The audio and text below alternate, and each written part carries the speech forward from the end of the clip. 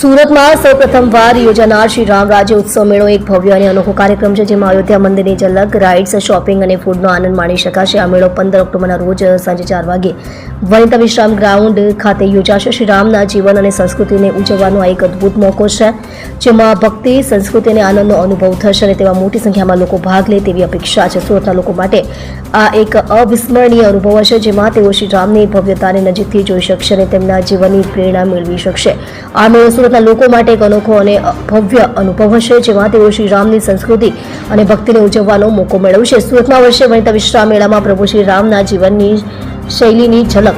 વનિતા વિશ્રામ મેળાના દ્વારને વિશાળ અયોધ્યા નગરીની જેમ સજાવવામાં આવ્યા.